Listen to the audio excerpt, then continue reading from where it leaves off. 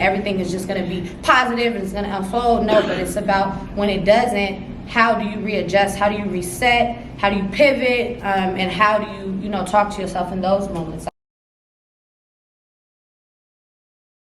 What's up, everybody? We are here at the I Love Myself Festival, and I got Sam with me. How you feeling, sis? I feel so good. I feel blessed. You look Grateful. good. You was glowing. Oh, thank you. You too, girl. I see your skin too. Thank you. So I watched on the panel, and you guys were talking about just being in solitude, and that's being one of the ways that you reconnect with yourself, and actually find out like what your mental health status is. So I feel like a lot of Black people, we don't know how to go into solitude, because especially Black women and men, honestly, we're always running around and going. So what would be some advice that you would give us to like slow down and begin like a process to go into solitude? I would say just like choose a time. Maybe you wake up a little bit earlier, right? When the household is asleep, if your kids are still asleep, if your partner is still asleep, where you can be to yourself and you give yourself an extra 30 minutes to just really connect and tap in and, set your intentions for the day, see how you're feeling. Like maybe today you don't have all the energy that you did yesterday. So you apply that and you be aware of that. And then also at the end of the day as well, like, did I accomplish everything I wanted to accomplish? Did I not?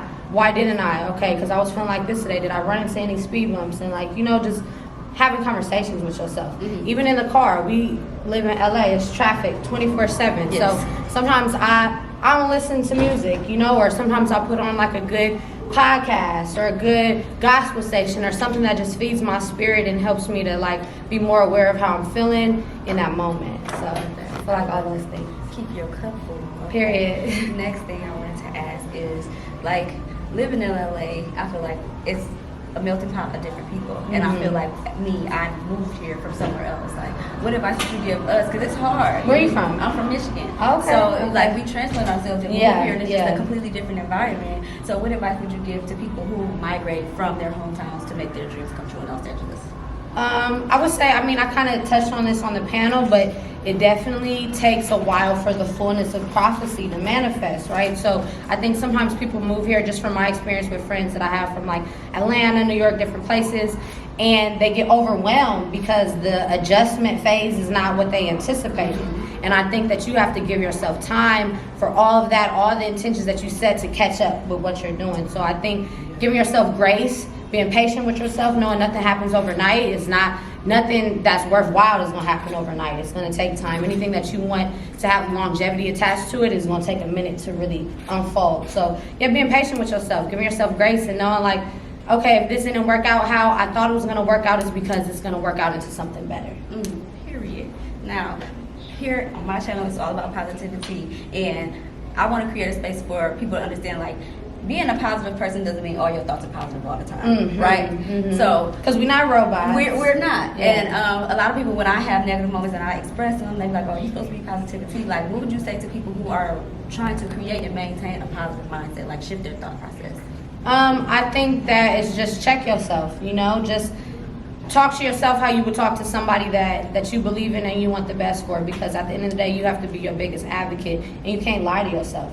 If you was off balance, if you was off your square, pull your own coattail. I was off my square today, and that's okay, because that's part of the human experience. Nobody is perfect. Nobody's gonna get through this life without making mistakes. So I think that just being really honest with yourself and being able to be accountable is the best thing. It's not that, oh, I'm gonna live a perfect life and everything is just gonna be positive and it's gonna unfold. No, but it's about when it doesn't, how do you readjust? How do you reset? How do you pivot? And how do you, talk to yourself in those moments? Like, do you show up? Are you, fully honest about the mistakes that you mate?